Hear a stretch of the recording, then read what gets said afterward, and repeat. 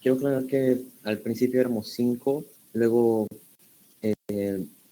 nos aumentaron un compañero más, pero 4 se retiraron, así que solo quedamos nosotros 2, Bardales y Palacios. De acuerdo. A ver, déjame para actualizar bien, porque creo que no he retirado a esas personas de tu grupo. Déjame actualizar en este momento el grupo. A ver, ratito. Estamos hablando del grupo de salud mental. O sea, ¿cuántos son en este momento en el grupo? ¿2 nada más? Sí, somos 2. Un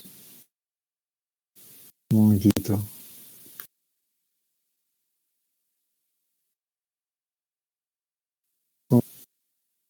En Lima Metropolitana.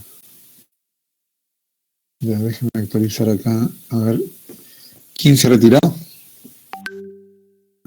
Navach Valderrama. No. Ya, pero Navach sigue ingresando al grupo. Perdón, sigue ingresando a la clase. Ok, hace 7 horas había ingresado. Él está retirado del grupo. Me Retirado del, esta tarde. retirado del curso.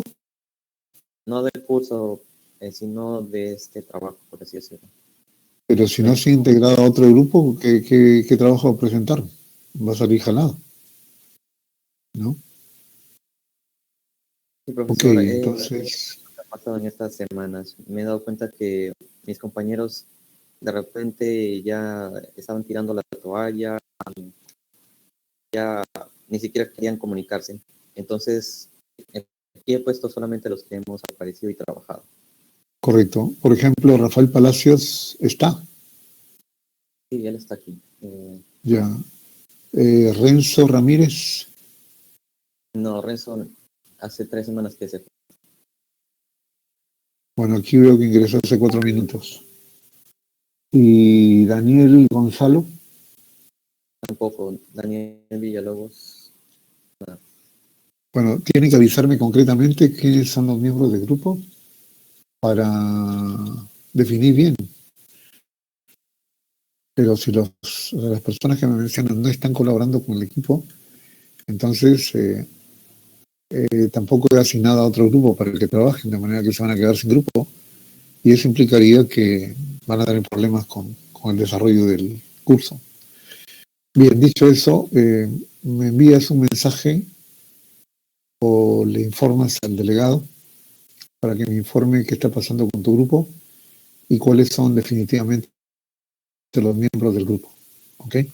Para reconfigurar el equipo. Está bien. Ok, Ok, a ver, empezamos. ok, revisando los documentos que hemos podido encontrar en la red, claro, en la salud mental ya la definen como un estado de bienestar, etcétera. Pero en sí cualquiera puede recuperar o puede, por así decirlo, perder su salud mental y entonces tiene que recurrir a los psiquiatras, psicólogos, etcétera. Es un problema también en la sociedad peruana que distinguimos, por ejemplo, personas que tienen mala higiene o que son desamparadas. Y he encontrado también allí en la red, por así decirlo, que actualmente se, se tienen estos centros de salud comunitarios para distribuidos en las DIRIs. He tomado a estas DIRIs como stakeholders. ¿Por qué? Porque ellas se distribuyen en Lima Metropolitana, ya sea este, centro, norte. Aquí están sus centros de salud comunitarios, o sea, de salud mental, especializados en ello. Y como situación estructurada, encontramos algunas variables. ¿Por qué? Porque dentro influye también la economía, algunas partes, la discriminación, lo que piensa la gente como un estigma, el nivel socioeconómico y también las relaciones intrafamiliares. Algo que pude rescatar del documento que había leído de un psiquiatra era que mencionaba la anomia, o sea, la falta de reglas, o sea, en la casa que empiece a, a no obedecer, etcétera. También está la pobreza, que es muy importante en el Perú, no solo en Lima, y la otra parte es la exclusión social, que apartan, discriminan a las personas. Entonces, como anomia, podemos tener la violencia, la delincuencia que se genera, también algunas conductas alimentarias que hay en las personas dentro de sus casas. Mi compañero Rafael empezó a analizar algunas variables en el enigma, aquí las puso, y Ya. ya a la etapa 2, habíamos pensado en Lima Metropolitana como nuestro sistema de referencia, a los sectores económicos, laborales y educativos. ¿Por qué laborales? Porque puede surgir estrés en el trabajo y las personas pueden recurrir a psicólogos porque se sienten deprimidos o ansiosos. Educativos también por la parte de las reglas, cuando las personas empiezan a simplemente dejar de querer obedecer o se pierden el camino. Las normas no son tan influyentes en ellos. Como suprasistema pusimos a ministerios. Aquí particularmente puse al stakeholder del MINSA, ya que tiene que ver mucho en las políticas. Me he dado cuenta de que ese es un punto importante de las políticas. Ahora, infrasistema, pusimos farmacias y clínicas, más por la cantidad de medicamentos, porque para que se destinen a los casos de psiquiátricos que necesitan ayuda, a las personas con los problemas psicosociales. Y su sistema cayó porque fuera de Lima Metropolitana, a la izquierda, justo es la provincia. Pero el sistema ICA lo pusimos más como ya saliéndonos de la provincia de Lima, sino como un departamento. Ahora, con los stakeholders, utilicé estos dos primeros, gerencia de desarrollo social y defensa del ciudadano. ¿Dónde están ellos? En la municipalidad de Lima. Ellos allí se promocionan, por ejemplo, me he dado cuenta que en la página de la municipalidad menciona sus funciones de apoyar al ciudadano, de plantear algunas propuestas, ¿no? Y cuando los empiezo a buscar por las redes, aparecen en Facebook, pero actualmente por la pandemia ponen algunas publicaciones de cuida tu salud mental o empiezan también a aconsejar a las personas. De cierta manera están presentes, pero en las redes. Entonces, al momento de que apoyen a las personas, a concientizarlas, siento de que tienen un poder alto y muy alto. El más general o quien da sus políticas. Aunque también he pensado en otras personas que podrían dar las políticas, como ya saliéndose de Lima Metropolitana, siento que va más general a las políticas presupuestarias del Estado. Con la parte de psicólogos, muy alto, porque atienden a los que padecen los síntomas, y a los psiquiatras porque van a los casos aún más graves. Y entonces tienen que desarrollar historias clínicas, etc. Centros de salud mental comunitarios. ¿Por qué? Porque ellos están ubicados en toda Lima Metropolitana. Y hasta incluso las DIRIs están que crean o inauguran, mejor dicho, los centros de salud mental comunitarios. Las IPRES también las he considerado porque por los servicios que prestan, por ejemplo, los de salud y que se complementa con las IAFAS, que son las instituciones administradoras de fondos. Algo que puede consultar con un psiquiatra es que me comentó de que incluso el Estado está en deuda con algunos hospitales. El CIS, más o menos ese tema me llamó la atención, ya que hay una ley de salud que es obligatoria, entonces, de cierta manera, el Estado en sí no se endeuda, saliéndose un poco más de Lima Metropolitana a todo el Perú, por supuesto. Ahora, las DIRIs, como ya había dicho, además, hay que garantizar las redes integradas, o sea, que la atención sea integral para todas las personas y universalización también. Dije, ahí quise priorizarla por los medicamentos, porque puede ser que se lleguen se consiguen esos medicamentos con todo el presupuesto y los seguros, etcétera. Los pacientes también muy alto, ¿por qué? Porque son el centro de esta discriminación, exclusión y pobreza. Instituto Nacional de Salud Mental, porque dentro del instituto se tienen profesionales de la salud como los psiquiatras que quieren prevenir incluso las enfermedades. Hay 3 tipos más o menos de prevención: la primaria, la secundaria y terciaria. La primaria es como estudiar esos factores para poder detectar antes de que se desarrolle su enfermedad. La secundaria tienen que darle un diagnóstico, y en la terciaria es como que ya están planeando una rehabilitación. O sea, ya tienen la enfermedad y tienen que rehabilitar. Ahora, nosotros habíamos desarrollado un cuadro pictográfico en Prezi inicial, o sea, para poner pasado, presente, futuro. En el pasado habíamos puesto del 2001 al 2020 la información que pudimos encontrar. Aquí, como ven, las farmacias como infrasistemas, porque las flechas son las celestes, que se nutre del sistema de Lima Metropolitana. Igual los centros de salud mental se nutren de la población en Lima Metropolitana, y como suprasistema, por las políticas que ejerce el MINSA, lo pusimos de esta manera. Dentro del MINSA habíamos puesto un presupuesto. Eso me ha recalcado el psiquiatra Boguiano. Contacté con un psiquiatra hace unos días. Me recalcó que el presupuesto también es muy escaso, sobre todo aquí, comparado con otros países.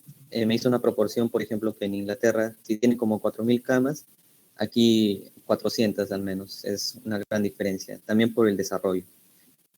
Y también puse algunos trastornos que son los que se pueden presentar.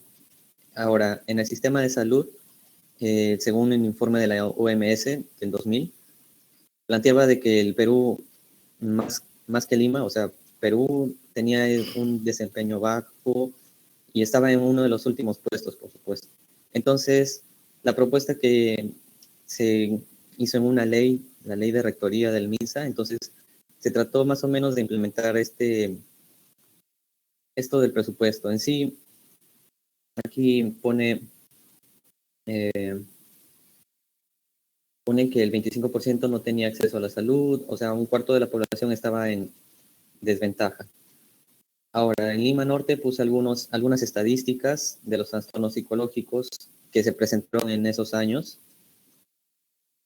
Aquí en Lima Centro, unos porcentajes de los que han padecido trastornos, la parte adulta, la información que pude encontrar, y algunas denuncias de violencia. La violencia por supuesto, recae demasiado en las mujeres, y eso también es como una proporción de 10-3. 10% de las son mujeres y 3% denuncias de violencia registran hombres, más o menos, aquí en algunos distritos de Lima Sur.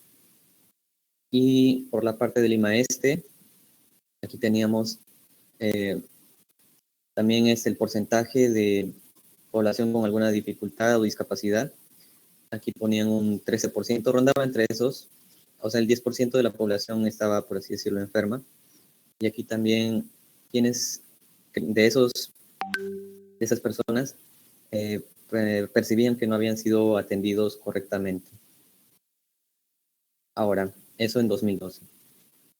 Esa parte fue la parte del pasado. En la parte del presente habíamos analizado, por ejemplo, que estos 3 principales stakeholders, psicólogos, los centros de salud y los pacientes, habíamos puesto en unas nubes los Wet'suwet'en que más o menos podíamos registrar en la actualidad, 2021, que en la parte actualmente se realiza virtual, en el pasado era todo presencial. Ahora, los pacientes, puede que algunos piensen que no están enfermos, otros que están siendo rechazados y otros que sí necesitan hacer su tratamiento. Por parte de la psicóloga, según las opiniones de una psicóloga, ¿cómo decía? Profesional psicóloga, no recuerdo su grado, que había visto en un video de YouTube, de parte de la municipalidad incluso contrataba psicólogas para que dieran algunas conferencias por Zoom y empiecen a dar consejos. Entonces, priorizaban, le dicen que prioricen el sueño, el ejercicio y la alimentación. Esta línea verde significa, la oscura, significa que la psicóloga brinda ayuda al paciente. La flecha verde clara quiere decir que pide ayuda. El paciente pide ayuda en los centros de salud. Y en los centros de salud, algunos de ellos solamente atienden a los que puedan pagar, a los que pueda cubrir el seguro, atienden a los que necesiten ayuda, y otros previenen la enfermedad. Claro que después nosotros tratamos de buscar más stakeholders, 12. Entonces ahí habíamos puesto al MINSA, el IPRES, el IAFA, y le habíamos puesto incluso también algunos pensamientos que tengan las Weltanschauungs. Entonces, aquí habíamos puesto los centros de salud. Las líneas celestes eran las líneas blancas la psicóloga pertenece al centro de salud comunitario. Las líneas celestes aquí significa que se nutre del sistema. Entonces, el Instituto Nacional de Salud Mental se nutre tanto de la información que recaba de los pacientes y también de los psicólogos, lo que le puedan informar. Aquí he puesto al Instituto Nacional de Salud Mental, Hideo Noguchi, que es mucho más especializado o tiene muchos más recursos que ¿cómo se llama? El Arco Herrera. Yo contacté con un psiquiatra del Arco Herrera hace unos 2 días y me brindó mucha mayor información. Entonces, he encontrado que en las redes, mejor dicho, en las páginas del internet, es como que pintan las políticas de la salud como, sí, estamos haciendo esto y está funcionando, pero la opinión del psiquiatra me decía que los presupuestos aún seguían siendo bajos, que hasta incluso había una parte política, que las leyes se enfocaban más hasta en la no hospitalización, o sea, que los hospitales no podían mantener o internar muchos pacientes. Entonces, ¿qué hacían? Mejor los dejaban en sus casas, que sus familias lo puedan entender dentro de las casas a los pacientes. Entonces, esa parte no la he encontrado en las redes, sino que pude consultarle a un experto. Ahora, por parte de las IPRES, mejor dicho, de las DIRIS, aquí puse que garantizan la atención oportuna y los centros de salud mental comunitarios pertenecen al DIRIS. Por eso es que ellos los inauguran. Ahora, los psiquiatras. Aquí puse la opinión del psiquiatra boguiano. Decía, el seguro está en deuda con el hospital. O sea, atendían, pero aún así había una deuda de más o menos 10 millones de soles. Y ahora la otra parte es la historia clínica. Un psiquiatra, para conocer a su paciente, debe preguntarle cómo fue su infancia, debe hacerle demasiadas preguntas.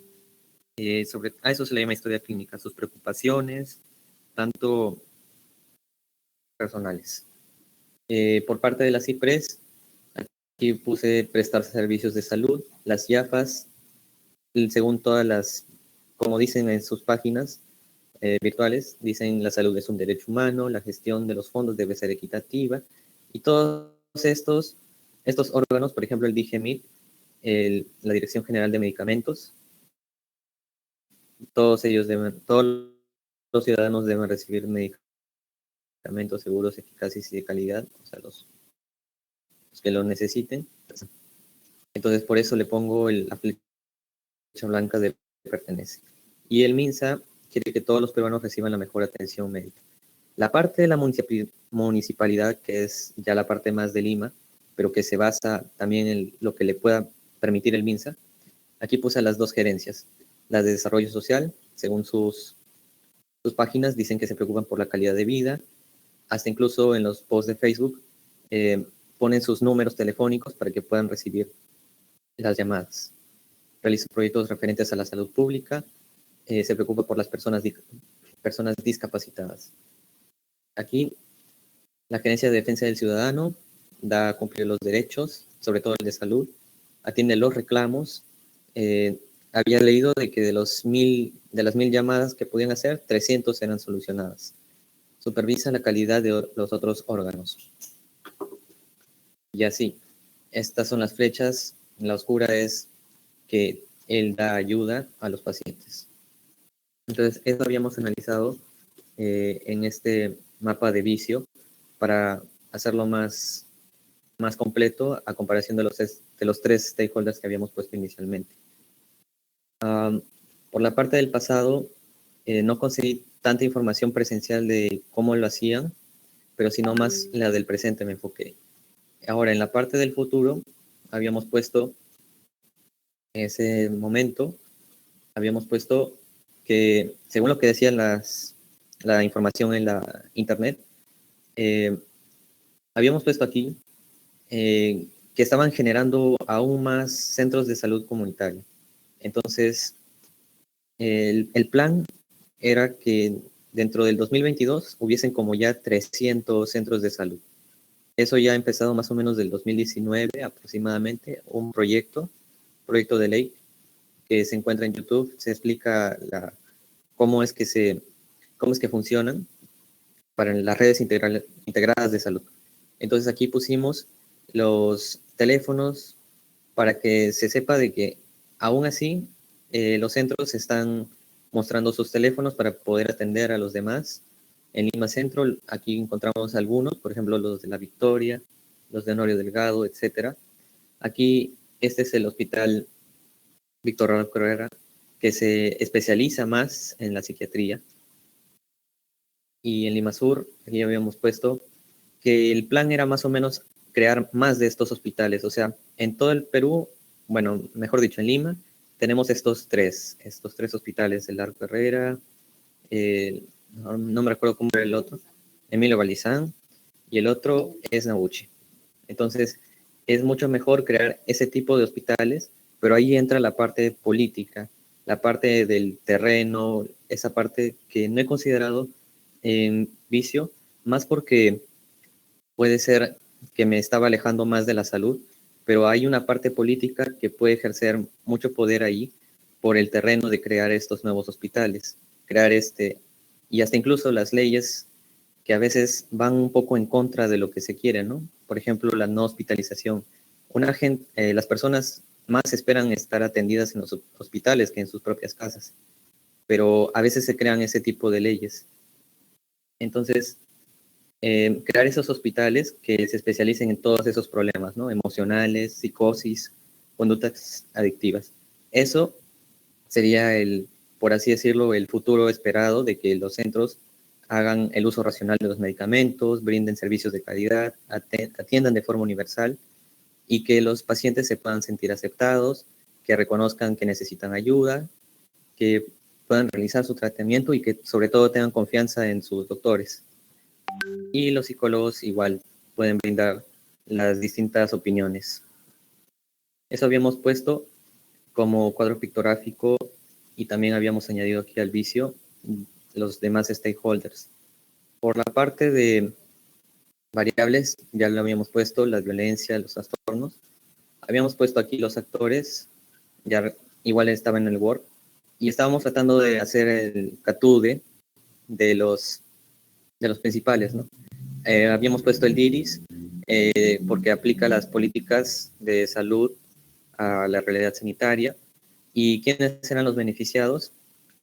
El personal médico, los usuarios. No habíamos puesto víctimas porque pensábamos de que estas organizaciones,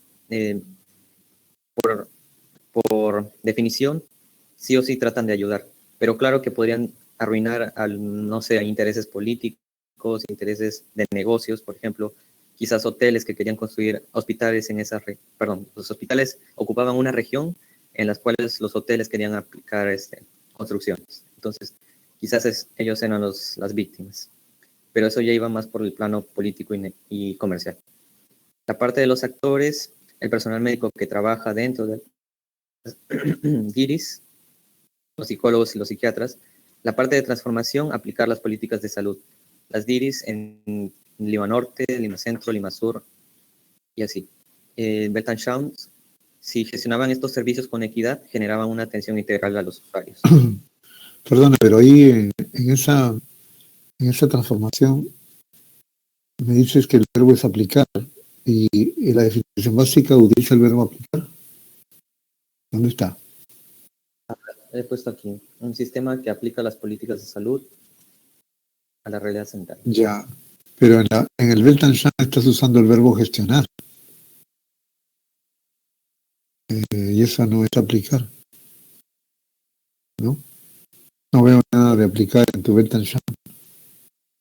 Profesor, yo entendí que la Weltanschauung, corríjame si me equivoco, era como por así decirlo, con el fin de, o sea, ¿qué generaba o qué se creía que se generaba?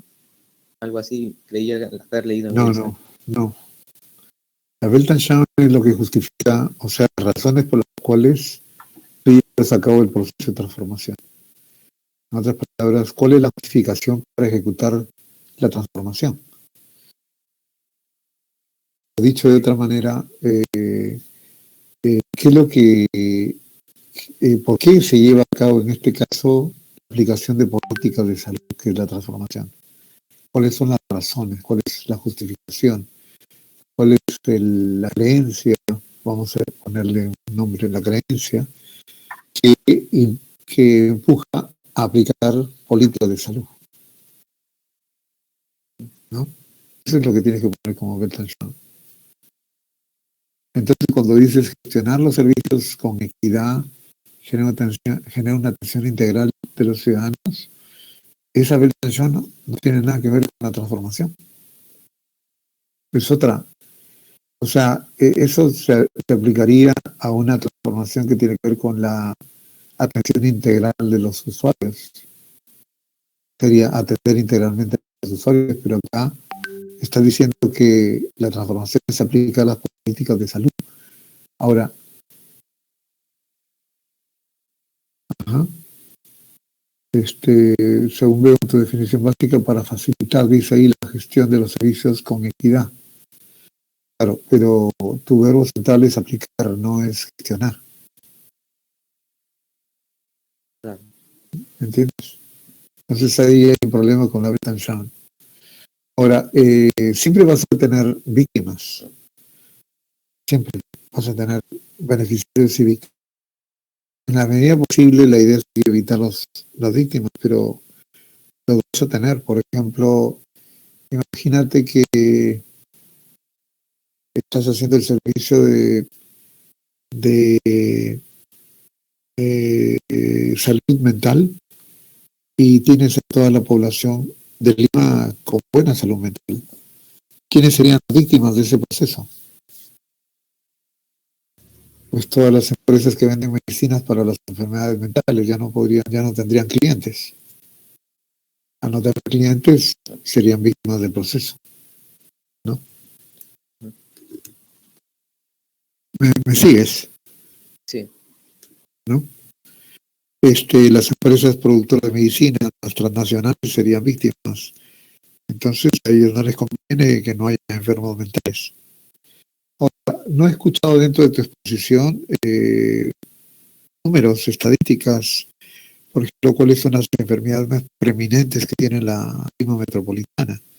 Sería interesante que hagas un mapeo de cuáles son las enfermedades y cómo se distribuye la cantidad de enfermos por distintos tipos de enfermedades, ¿no? Por ejemplo, el tema de la depresión, el tema de la bipolaridad, el tema de la esquizofrenia. Bueno, hay una serie de enfermedades. Una de las cosas que tendrías que mejorar en tu trabajo a nivel grupal es que primero deberían haber hecho ustedes un mapeo de las enfermedades mentales que padece la población de Lima. Pero antes de eso, un mapeo en general, desde el plano de la teoría de la psiquiatría, de cuál es el mapa de enfermedades que podría tener un ser humano, ¿no? Que calculo que también esto tiene que ver con la edad y digamos, y la situación física que tiene la persona, ¿no? Y también con la situación del medio en el cual se desplaza. Por ejemplo, tampoco he escuchado en tu exposición cuál es el impacto del COVID en la salud mental de la población de Lima.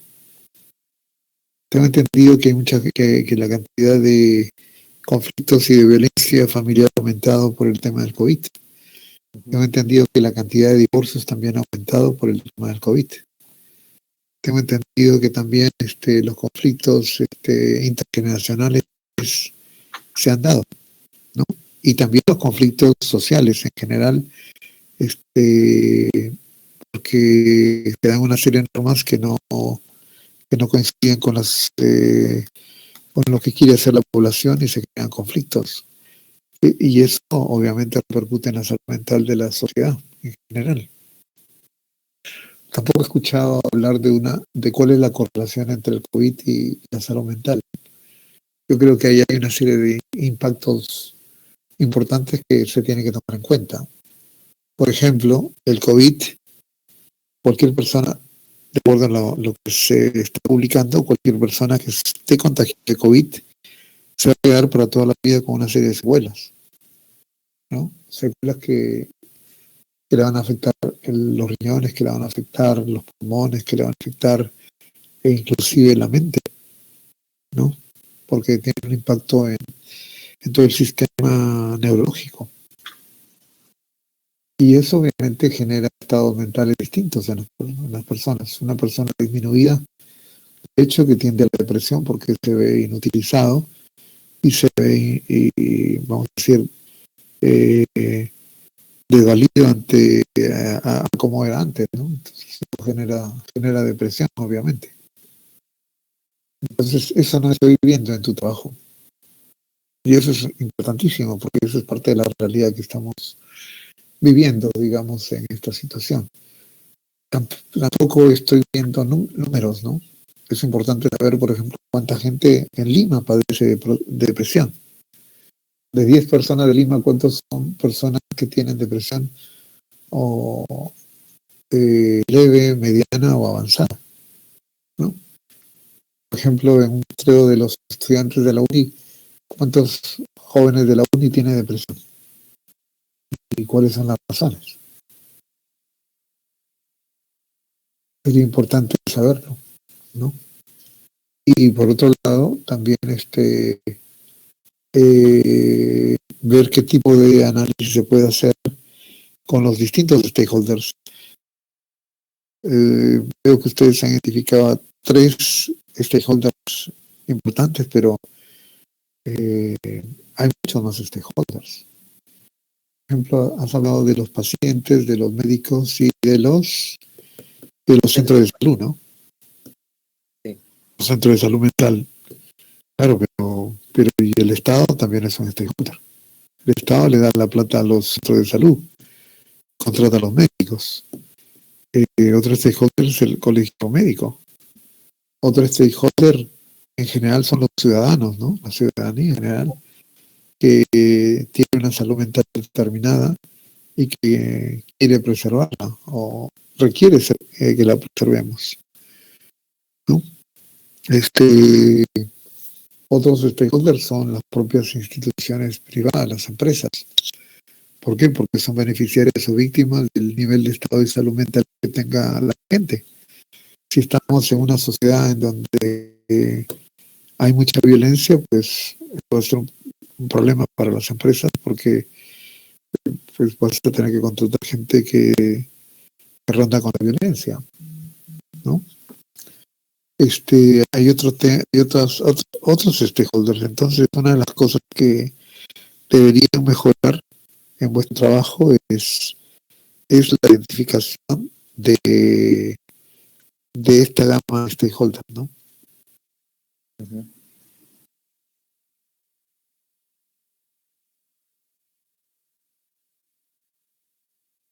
Profesor, respecto al trabajo que me dice, claro, yo sé que de los 6, este ha sido un avance más o menos de 2, entonces es como que podrá comunicarse con ellos o me asignarán otros participantes o cuál cree que pueda ser una solución. Bueno, en primer lugar, lo que tienen que hacer ustedes es hablar claramente y definitivamente con vuestros compañeros, o Listo. ya de partida ustedes me tienen que decir, en este momento ya somos 2, no hay más, Sí, y profesor. quitamos a las demás personas del grupo. Y bueno, y entonces sobre esa base, con 2 personas veo difícil que puedan llevar a cabo un proyecto de este tipo, ¿no? Pero en primer lugar se tiene que definir eso. En segundo lugar, y eso necesitaría que ustedes lo confirmen y envíen un email a mí directamente, en todo caso, al email que corresponde. Me digan bueno, cuáles son la situación que tiene vuestro grupo. Eh, y sobre esa base se tomarían las decisiones del caso. Yo considero que con 2 personas ya resulta difícil llevar a cabo un proyecto de este tipo, ¿no? De manera que yo creo que eso es urgente. que lo resuelvan porque estamos a 2 sesiones más para que termine todo el ciclo. Entonces, si bien han avanzado una serie de cosas, pero les falta un montón de cosas todavía, ¿no? ¿Han desarrollado los modelos conceptuales? No, profesor, no son ¿No han modelos llegado al conceptuales. modelo de tarea primaria? Ok, o sea, en otras palabras, el proyecto está en riesgo. Y ese riesgo, conforme pasen las semanas, va a aumentar. Y el riesgo es de que al final colapse, ¿no? Y entonces estamos entrando a una zona roja, porque ya faltan 2 semanas para que termine el ciclo. Tendrían que definirlo inmediatamente. Profesor, Sí. por ejemplo, 2 personas me confirmaron que ya querían priorizar otros cursos, que se estaban yendo, y los otros 2 ni siquiera querían contestar, ni siquiera decían, no, me voy a retirar o algo así, sino que ni siquiera se venían a reunir ni nada. O sea, creo Bueno, que ya necesito que tú me envíes un email porque tengo que tener una evidencia escrita y me digas, bueno, el grupo es de tantas personas, tales personas se han retirado del grupo o se han retirado del curso, etcétera, para que yo proceda, ¿no?